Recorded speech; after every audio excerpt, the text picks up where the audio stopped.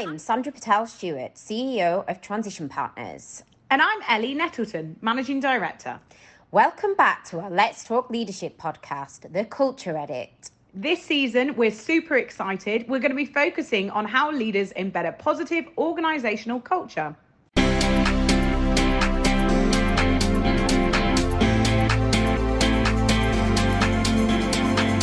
Hello and welcome to the Let's Talk Leadership podcast, The Culture Edit. Super excited today to be recording over in Berlin. We have the lovely Camilla Lichti on the podcast, who is the VP of Product at Lendis. Lendis is a rapidly growing SaaS-based solution provider here in Berlin, and Camilla is also a proud mum as well. So we're super happy to have her on the podcast today and hear all about her journey here at Lendis, the business itself, and her thoughts on leadership. Yeah, I'm very excited. Thank you for the invitation. Oh, I'm really happy to be here. We're really excited to have you on the podcast today, and I think it would be really great to start with how, just if you could give us a kind of quick 2-3 minute tour around your background, how you got to where you are today, and then if you could move on to a little bit more about Lendis and the company's ethos. Of course. Well, my journey is a roller coaster. My background is in communication, majored in advertising. I was a designer for many years. I worked with marketing, and then I landed in product management like 15 years ago. And then 6.5 years, I moved here to Germany.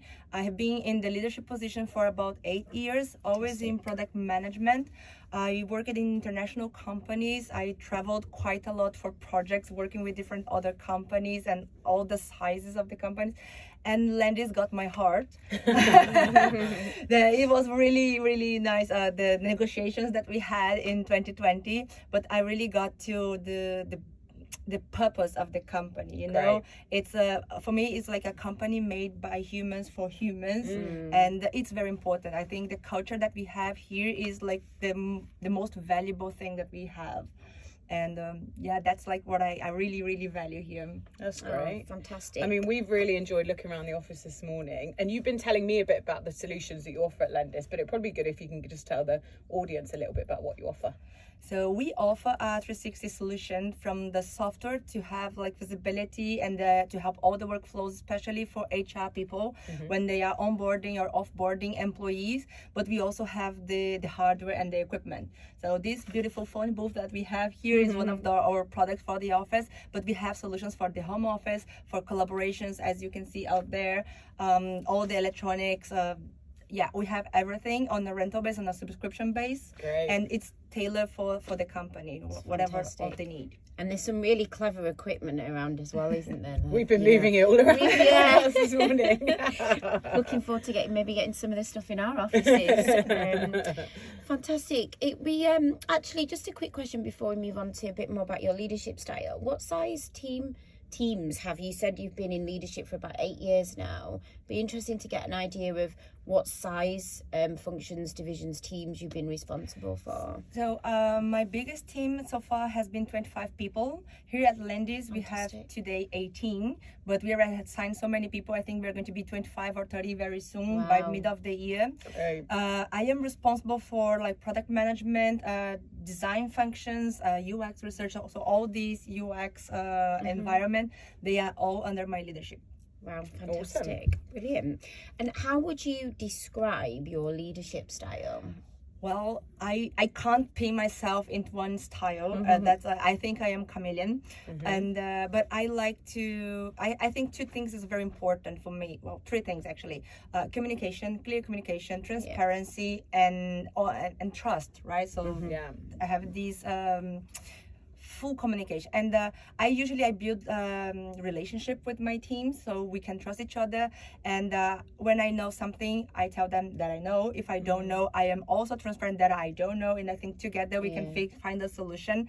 And so I try to empower and to enable them as much as possible with information, with the goals of the company, with the goals that we have to do with our OKRs, where the company is heading to, where we are, how our customer needs needs or the values that we need to deliver for our customers. So the teams, they are self-sufficient. They can be autonomous. And if I am on vacations, if I'm not here, if I am in meetings outside, they are not blocked by me. I'm not their bottleneck. They can make decisions, so they feel empowered enough and confident enough that they can do this decision and move forward. Yeah, Great. fantastic.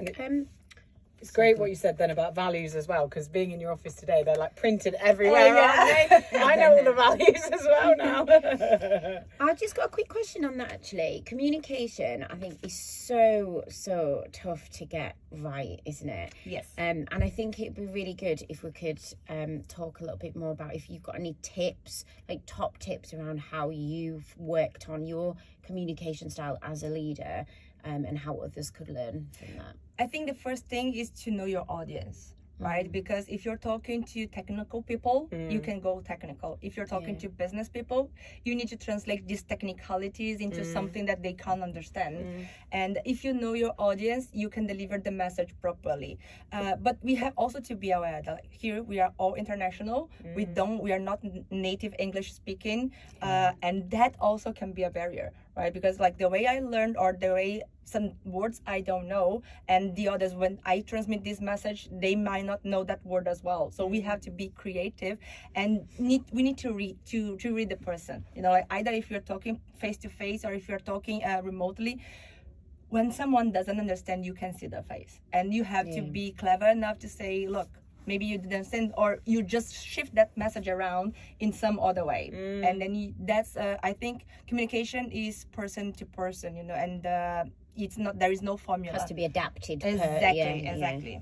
So you find it easier to do it face to face or virtually with video to be able to see if the message has been translated properly? Well, face to face is always easier, but like working remote, like heavily working remote since the pandemic has brought us to the other level.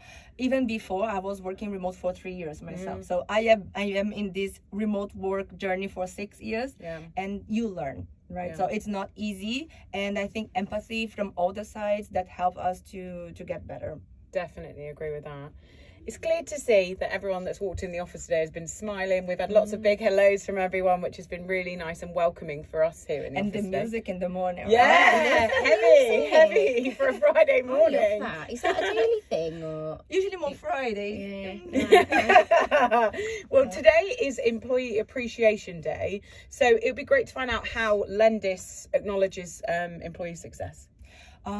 We don't have like days like this to celebrate, but we do on a regular basis. So every Friday we have our all hands.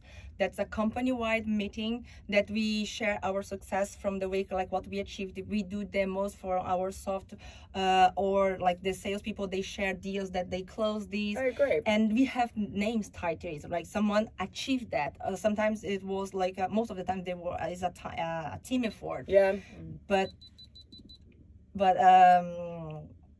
like we have these, and we always celebrate these achievements. And if there is a failure, we also celebrate the failure, because we learn from the failure and we can always be better. When we have anniversaries, you saw the champagne back there. Yeah, I saw loads of champagne. We have lots of alcohol. That was a good sign. It looks like a recruitment office. But we also celebrate. We have like quarterly parties with the whole company. We try to be as light as possible, and we wouldn't be here at this size today if it were not for the employees. So they must be celebrated every day. They work really hard. Yeah, I thought it was really nice what you said about like when you were celebrating team success by like naming people, because I think that's super important, isn't it? Like rather and nice when it's teams, but also like the people were individually appreciated as well, which is fantastic to hear. So this one's a tricky one to get right, but what does work-life balance mean to you, and how do you make working hours inclusive to ensure all your teams succeed? That's tricky, because that's very personal, from person to person. For me, I value my time with my family at home, but also at work. And for me, it's very hard to separate work from my life, because I love my work. Yeah. And that needs to be, is the way it is. Because if I have to wake up to do something that I don't like, that I'm forced to get money, that's not pleasant. So one thing belongs to the other. And for me, this balance comes like whenever I need to be with my daughter. If she's sick, I will be at home. But I still have meetings, right? And sometimes it gets noisy. and people were fine. People were empathetic. Today, I'm going to pick her up. I'm going to bring back to the office. She's going to come to the office, and then because I still have some meetings, I cannot leave early. So she'll be here for the team meeting this afternoon. She will be here for the team meeting. She'll be cheering everyone on. Yeah, she has been also in our Christmas party. She was the heaviest party. Was she? Oh, she would have loved that. Camilla has a 3-year-old daughter, so she's got a cute one. And she's a party girl. She's very Berliner. Starting her young. So I think we need to coordinate these personal needs with professional needs, and a workplace needs to enable this, because at the time that I need to be forced to choose between family or my personal needs and work will lose. So that's not like something that you have to choose, and they need to coexist. So this is how I try to live my life, and this is how I try to enable my team to do as well, right? If they have to travel or something, they can take a day off and they can do later. If they have to leave earlier, I think I am mature enough. I've been working long enough in the market to say it doesn't really matter the place you are working from. If you are working from the moon, if you're working from China or here in the office, you can't be the bottleneck. You cannot be a blocker for the whole team, and you need to deliver. I care about the results, not like if you are working 12 hours a day or if you're working like 6 hours a day, and you balance these, and there is always a result. The outcome, isn't it? Exactly. So if everything is moving forward, it's fine, and it's important for the person to find a balance, right? So some days I will wake up, I have to work, but my mind is simply not there. What can I do? I will be here, my body will be here, I produce like zero. So that's not the way to go. No. Actually, interestingly, a little bit off piece, but I think it's a really important one for a lot of our listeners who hire and scaling teams. Like, how do you get that right in the sort of like interview process? How do you transpire that across the teams and the people that you hire who are new to the business? We have like a short, concise, but very precise hiring process. Right. Okay. And the first interview we have with the HR manager. And she can assess like very high level if the person has the requirements that we need for the positions. And then one interview with the hiring manager to assess more technically how the person is, if they're going to fit the position. And we always tell the candidate that this is a two-way street. It's not like for me to get to know, but them to get to know me as well, and the team and the company that they are going to work for. And we are very transparent. We give space for the candidates to ask us questions. We ask the questions that we want to know. The third step is more a cultural fit. So they get to know peers or even other functions that they are going to interact with. And we always assess the candidate based on our values. So that's something that we have questions. If they show passion, curiosity, ownership, and care, that's something that we care the most. And then by the conversation, we can know if a person can be a fit or not.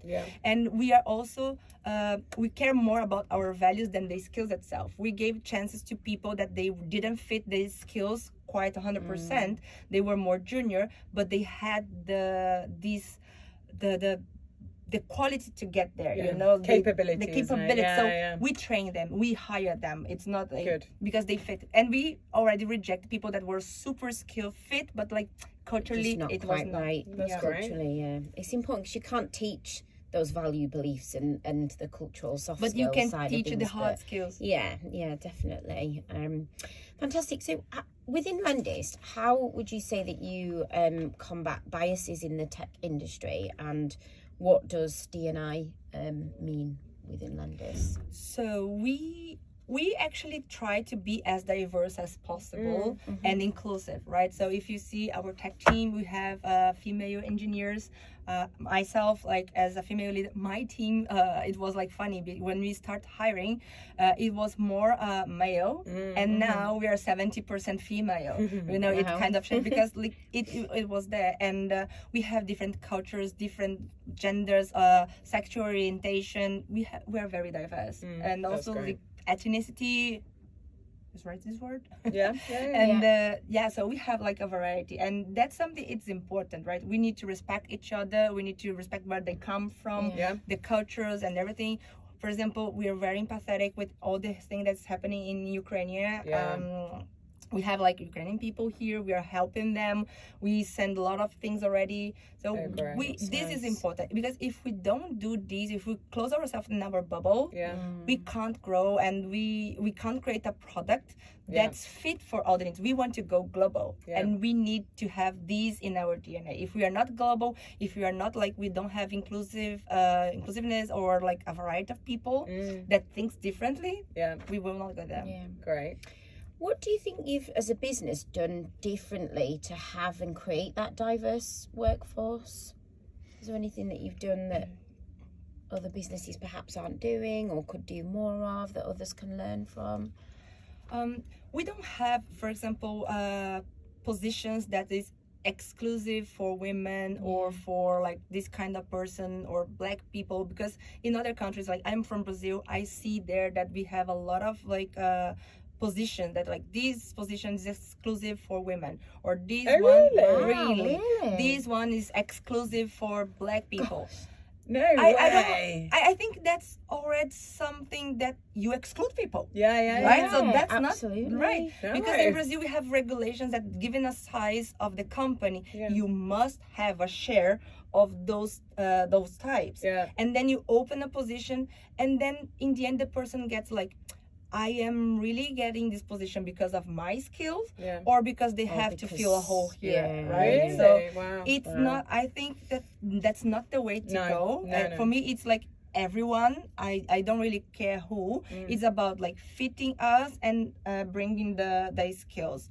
And I think we have been doing everything possible in this sense, right? Like we need to hire more people, and we got up. At the point that was very hard to hire in our geography, so we expanded, and then we are working remote. So we have people working from Pakistan, we have people working from Turkey.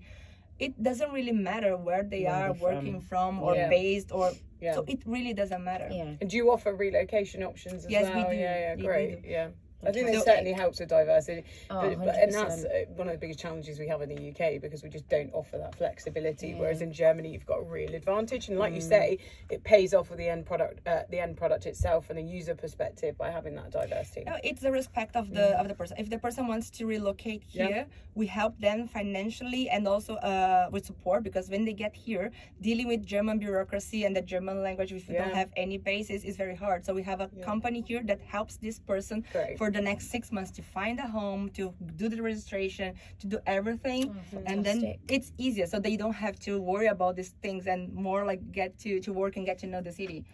Brilliant. Sounds like you thought of everything in like a very people-centric organisation, which is fantastic. So I understand that you've experienced obviously some rapid growth. Obviously you said earlier that you are at about 18, 19 now, but you expect with the hires that you've made to go up to about 25 or more. It'd be really interesting to understand, and also if there's any kind of like tips and advice to the listeners around how you've maintained that culture.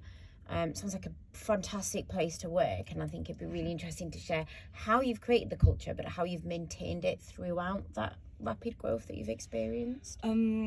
Well, I think, as I said, culture is very important, and it always starts with our founders. Right, so they created these values, they created this company, they were like them two for I don't know how long, and then this was passing along with the people that were hiring. And are they still really involved in the business now? Yes, you are probably going to see them around here. And so and they are very close to the people as well, so they are very approachable people. Nice. And if anyone, like an intern, wants to talk to them, to say hi or to give feedback or something, it's there. So they are approachable, really, and that's something that they pass us through the leadership. We also need to be available, we need to be approachable, and we need to embody the values, and we need to show the values, and that's something that you are going to pass along. So my PMs, they embody all the values, and when we hire new people, these new people are going to pair with them, and that gets transferred, you know. So I think if everyone is bought on this idea and embody all the values, that's like how you get there. And again, like transparency, communication. We have been to like difficult times. We had like OKRs that we didn't meet, and we were transparent to the people. So let's put our heads together, let's find a solution. And it sounds like you really did that during COVID as well, because the nature of your business, obviously initially it was really struck by the Yes, pandemic, but then the whole company was born to fulfill a need to equip an office on a rental basis, on a subscription basis. And then when all the offices are closed, you get yourself stuck. You say like you cannot sell anything. But companies didn't stop hiring. They were still hiring. So we just like shift the priority and say, let's equip people in their homes. So home office as a service, and it's our business. And you were saying as a result, you grew by 8%. 8%, was that 2020? yeah. That's Fantastic. amazing. Okay. Over the years, leadership's got highs and lows. Did it come naturally to you? No.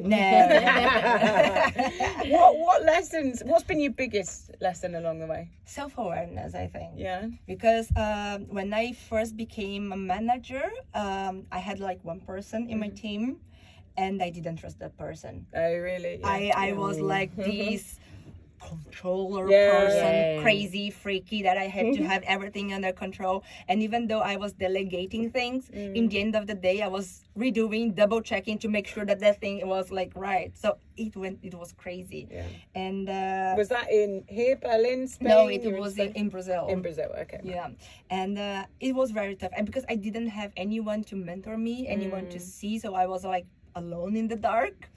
And but then I said like, what do I like people to do with me? I like my freedom, I like my autonomy, I like my space, and sometimes I will make mistakes, and I would like people to come to me and say, hey, that was not cool, but let's figure it out and let's fix. So I don't have that, but I may be that person to give that to someone else, right? So that's how I started educating myself around this.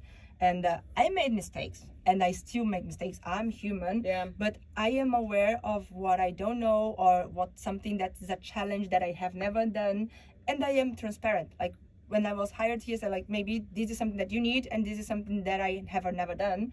I don't know. I am probably capable of. I'm not stupid, but like I really need someone to be more close to me, and someone to call me out, right? Like if something is going wrong, say, hey, Camilla, stop.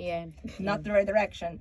And then you go. And I think having this self-awareness made me open my eyes, and also for my team, right? When they come to me with something and I really don't know, I tell them, I don't know. Let's figure it out together. So let's work together. That's great. I think that, like you say, that communication piece is super important. So it sounds like over the years, by having been that honest, authentic leader, you've shaped your journey, which is exciting. So as a leader, role model, and woman in tech, what is the best bit of career advice you can give to anyone in our audience? I think people need to get to know themselves and get to know their best selves, right? So I know my ugly, I know my best, I need to foster my best. And I have to work on my ugly that to make this I strength, right? So I know those two things. Be your best advocate as well. Right? So I have like so I think like imposter syndrome. Man, I have all of them on a daily basis. You do. So things happen to you. It gets worse the more senior you get. The more senior you get, you start comparing yourselves to others, and you think everyone knows like a lot more than you, and that's not true. And they're going to find you out. And I'm always afraid, like, if I open my mouth, they say like, she doesn't know anything, right? But what you do well is you're open, honest, and authentic, and I think that's really inspirational. The fact that you can actually say to a member of staff, do you know what? I don't know. But also recognize that others might be able to fill your gaps, and where you might be weaker, others are stronger, and it's like you said, coming together, and which is fantastic. And then that goes to the next one, that's confidence, right? I think especially women, we need to have like more confidence.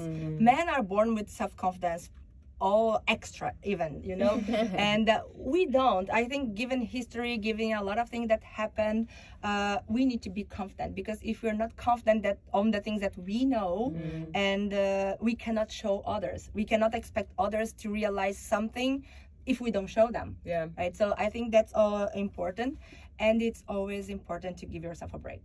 I learned also that the hard way when I had a burnout, that you were always pushing. I'm human, I'm not a robot. There are so many things that relies on me. I have a daughter, I have to work, I have a team, and sometimes the pressure gets too much. You just need to allow yourself to have a break. Yeah. Either a weekend, a holiday, go on the movies by yourself, have your me time. You know? It goes back to that part of being self-aware, doesn't it? I think, and realizing, like, it takes a lot of time, doesn't it? Like, now as I get older, I realize that point where I'm like, I'm starting to burn out, right? I need to go on holiday. But years, and when you're in the weeds of it and you keep yourself too busy, you don't even notice, do you? But it's so important, because if you don't figure out that warning sign when that red light comes on, everyone else pays for it as well as yourself. Exactly, anyway. because you start lashing out to anyone, and they don't. It's not their fault. It's you. You are the problem. You know. I couldn't do that before, and I've realised in the last couple of years that if I either wake up feeling that way, or just I know that I'm not going to go into the office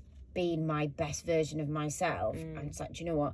I take a few hours out. I'm going to go for a walk, or listen to a podcast, or do something where I know I can then get my mindset into the right mindset, because it's just no good for anyone, is it? There's no point going to the office for 8 bad hours rather than if you went for 4 and did 4 really good ones anyway, right? No. It's preferred that you take a break of 2 hours, go for a walk, go to the gym, watch Netflix. I don't care. But then when you come back, you have a fresh mind, and you can make better decisions, more assertive, and you can work properly, right? So that's when you can really be creative as well, which is what you want, isn't it? Around the palms of your face. Do you know what? It's been fantastic having you on the podcast, Camilla. I've really enjoyed speaking with you today. Thank you so much for inviting us into your lovely office here at Lendis. Really enjoyed it, and I think we'll be buying some of the equipment for our own office. I love all the plants as well. It's got such a lovely, nice feel to the office. It's fantastic. great, isn't it? It's certainly set me up for the day anyway. If anyone wants to get in touch, what's the best form of contact? LinkedIn, Twitter? LinkedIn. LinkedIn. Perfect. Amazing. Well, thank you so much for your time. Thank you very much. It was very nice talking to you. Good. Perfect. And thank you to all our listeners for tuning in. Please press download on all the podcasts, and you can leave reviews on Spotify, Google Play, and on Apple.